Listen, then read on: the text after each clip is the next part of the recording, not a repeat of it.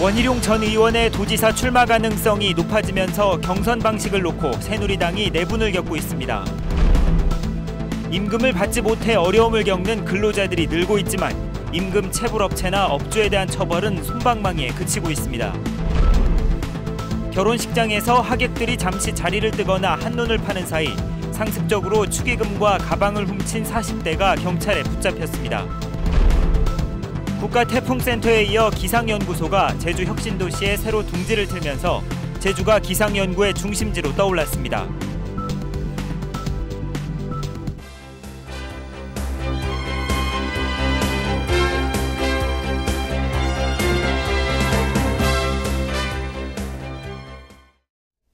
여러분 안녕하십니까? 뉴스데스크 제주입니다. 제주 출신 원희룡 전 국회의원의 도지사 출마 가능성이 높아지면서 새누리당이 극심한 내분을 겪고 있습니다. 원 전 의원이 자신에게 불리한 도지사 경선 방식을 문제 삼자 경쟁 후보와 당직자들이 반발하고 나섰습니다. 조인호 기자입니다. 원희룡 전 의원은 최근 제주 MBC와의 인터뷰에서 기존 후보들이 지지자들을 무더기로 입당시킨 문제를 지적하면서 중앙당이 경선 방식을 재고해야 한다고 밝혔습니다. 새누리당의 도지사 경선 방식은 당원 50%와 국민선거인단 30%, 여론조사 20%가 원칙이지만 중앙당 공천관리위원회의 결정에 따라 100% 여론조사만으로도 치를 수 있습니다. 경선은 어차피 선거인단 경선이 있고 여론조사 경선이 있어요. 두 가지 방식이 있거든요. 그 부분에 대해서 당에서 먼저 결정해라는 거죠. 당에서 결정을 하면 제가 판단을 할 테니까. 이에 대해 김경택 예비후보는 원희룡 전 의원이 아름다운 경선을 통한 후보가 되기를 포기한 것이라며 반발했습니다. 중앙당과 거래를 하면서 속된 말로 간을 보며 자기한테 유리한 조건을 주장하는 것은 그야말로 구태종 정치의 본보기가 아닌가 생각이 됩니다. 강지용 도당위원장을 비롯한 당직자들도 원희룡 전 의원이 지역 기반이 미흡해 야권 신당에 맞설 경쟁력이 없다며 여론조사 경선에 반대하는 의견서를 중앙당에 제출했습니다. 원희룡 의원이 출마를 결심하더라도 도당에서는 반드시 당원 당규에 있는 경선룰에 따라 공정한 후보를 선출해야 된다는. 이런 가운데 우금민 도지사는 국립기상연구소 준공식 참석 일정까지 취소하며 긴급 상경해 원희룡 출마설과 관련이 있는 게 아니냐는 관측이 나오고 있습니다. MBC 뉴스 조인호입니다. 제주 지역에서 임금을 받지 못해 어려움을 겪는 근로자들이 늘고 있습니다. 하지만 상습적으로 임금을 체불하더라도 업체나 업주에 대한 처벌은 솜방망이에 그치고 있습니다. 박주연 기자입니다. 서귀포시 한 대형 리조트에서 지배인으로 일했던 주창우 씨는 요즘 가족들을 생각하면 한숨만 나옵니다. 석 달치 월급을 받지 못해 집에 생활비도 주지 못하고 있기 때문입니다. 애들 대학생 2명을 갖다 다 이렇게 생활하는데 별 무리가 없었습니다.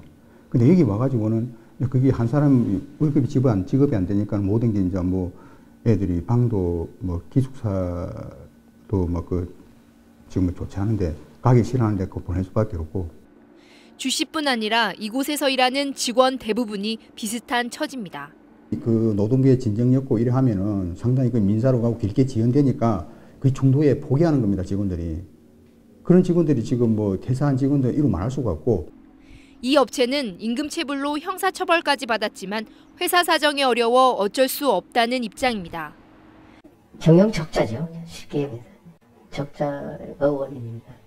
대출이자를 필수죠. 그걸 안 하면은 바로 운영 자체가 어려워지니까 그걸 해야 되고. 지난해 말 현재 제주도 내 임금을 받지 못한 근로자는 2,297명. 체불 임금이 92억 5천만 원으로 1년 전보다 11% 증가했습니다. 하지만 임금 체불 업체에 대한 처벌은 집행유예나 벌금형에 그치고 있습니다. 또 사업주를 공개하는 제도는 임금 체불로 2차례 이상 유죄 확정 판결을 받아야 하고 1년 동안 체불 금액이 3천만 원을 넘어야 해당되기 때문에 사실상 유명무실합니다. 관계당국의 솜방망이 처벌이 좀 제도적으로 더 개선되어야 될 필요가 있다고 보여지고요. 체불임금 사업주 명단을 공개하는 요건을 좀 약화할 필요도 있고요. 고용노동부는 악덕 사업주에게 밀린 임금의 2배까지 배상하도록 하는 제도를 도입하겠다고 발표했습니다. 하지만 고의성을 검증하기 어렵고 사업주가 경제적 여력이 없다고 버틸 경우 뾰족한 대안이 없어 상습 체불이 해결될 수 있을지 미지수입니다. MBC 뉴스 박주연입니다. 여중생 흉기 피습 사건 수사가 난항을 겪고 있습니다.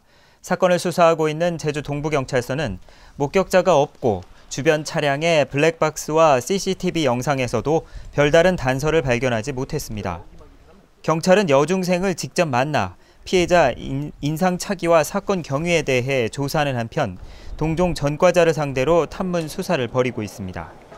어제 오전 8시쯤 제주시 모 여중 부근에서 입학식에 가던 여중생이 괴한이 휘두른 흉기에 찔려 병원에서 치료를 받고 있습니다. 결혼식장을 돌며 하객들의 금품을 훔쳐온 40대가 경찰에 붙잡혔습니다. 하객들이 음식을 뜨거나 사진을 찍으러 자리를 비운 틈을 타 절도 행각을 벌였습니다. 이소현 기자입니다. 정장 차림의 남성이 예식장 안으로 들어갑니다. 10분이 채 안 돼 남성은 손에 가방을 들고 황급히 건물 밖으로 나갑니다. 옆에 있는 사람들이 설마 보겠지 그런 마음에 가방을 넣고 그냥 음식도 많이도 안 가져오고 한 5분 사이에 가져온 거야. 일주일 뒤 결혼식이 있던 인근 교회에서도 이 남성은 절도 행각을 벌였습니다. 순간에 자리에 의자를 잠깐 두고 사진 찍으러 간 사이 그때 이제 들어와서 가지고. 결혼식장 2곳에서 하객이 잠시 자리를 뜨거나 한눈을 파는 사이 44살 여모 씨가 훔친 돈은 800여만 원. 경찰은 여 씨에 대해 상습절도 혐의로 구속영장을 신청하는 한편 추가 범행 여부를 조사하고 있습니다. 귀중품이라든지 현금 같은 경우는 꼭 소지를 한다든지 아니면 누구 적당한 분에게 맡기시든지. 다른 지방에서는 친척을 가장해 축의금 봉투를 가로채거나 축의금 함을 통째로 훔쳐가는 사고가 빈번하게 발생하고 있습니다. 경찰은 축의금을 노린 절도가 갈수록 대범해지고 있다며 각별한 주의를 당부했습니다. MBC 뉴스 이소연입니다. 일본 배타적 경제 수역에서 조업하던 성산포 선적 어선이 조업 금지 구역을 침범해 일본 수산당국에 억류됐습니다. 제주도와 해경에 따르면 어제 새벽 5시쯤 서귀포시 성산포 남동쪽 108km 해상에서 조업하던 성산포 선적 21톤급 연승어선인 삼영육 광명호가 이지 어업법 위반 혐의로 일본 어업지도선에 납포됐습니다. 이 배에는 선장과 선원 8명이 타고 있는데 벌금 2,200여만 원을 지불하면 곧바로 풀려나게 된다고 제주도는 밝혔습니다. 제주 어업관리사무소가 이달 안에 화순항에 들어섭니다. 해양수산부는 승무원과 사무원 96명과 1000톤급 2척을 비롯한 지도선 6척 등 제주 어업관리사무소 인력과 장비 운영 계획을 확정하고 이달 중순 개소할 방침이라고 밝혔습니다. 제주 어업관리사무소는 지도선을 제주항과 화순항에 배치해 우리나라 어선의 보호와 납포 예방, 불법 조업 단속 등의 업무를 하게 됩니다. 제주는 한반도로 향하는 태풍의 길목이자 기후변화의 최전방인데요. 국가태풍센터에 이어 기상연구소가 제주 혁신도시에 들어서 제주가 기상연구의 중심지로 떠오르고 있습니다. 김찬년 기자입니다. 태평양이 한눈에 들어오는 제주 혁신도시에 국립기상연구소가 새 둥지를 틀었습니다. 16,000제곱미터 부지에 지하 1층과 지상 4층 규모로 지어진 청사에 직원 130여 명이 근무합니다. 연구소는 날씨 예보 기술을 개발하고 지진이나 황사, 미세먼지 관측 등에 대한 종합적인 연구를 수행합니다. 국가 표준 기후변화 시나리오를 생산한다든가 특히 이제 우리가 제주 이전과 관련해서는 제주 한라산과 관련된 특이 기상이나 이런 연구를 통해서 제주 지역 사회에 기여할 수 있도록. 태풍의 길목이자 우리나라 기후변화의 최전방인 제주. 기상연구소는 국가태풍센터와 함께 기상연구에 중요한 역할을 할 것으로 기대를 모으고 있습니다.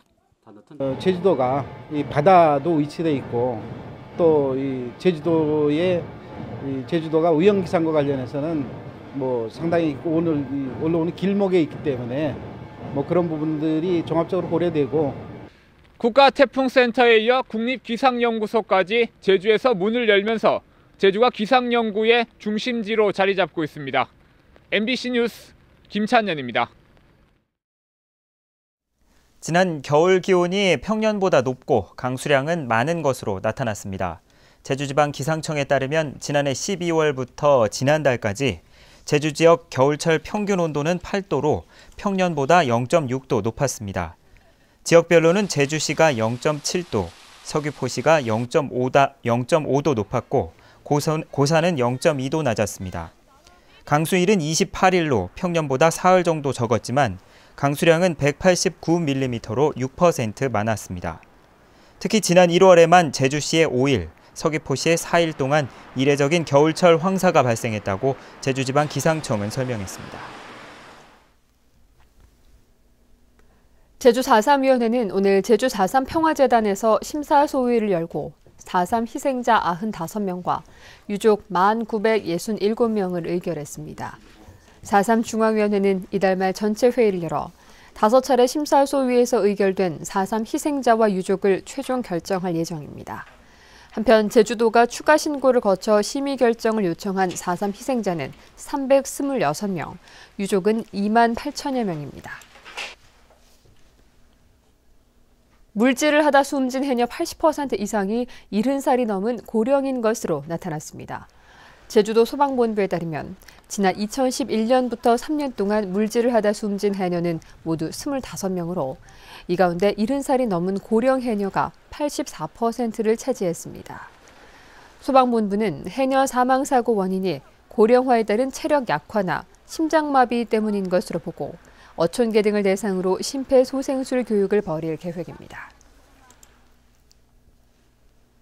제주 서부경찰서는 실탄이 장전된 공기총을 훔친 혐의로 28살 홍모 씨를 붙잡아 조사하고 있습니다.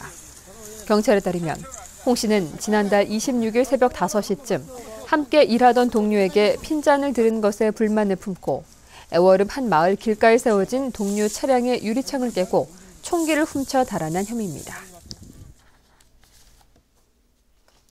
제주지방경찰청은 제주대 총장 선거를 앞두고 이메일과 SNS 메시지를 통해 당시 후보였던 허양진 총장을 비방하는 글을 총학 운영위원 등 75명에게 유포한 혐의로 자영업자 47살 강모 씨를 검거했습니다.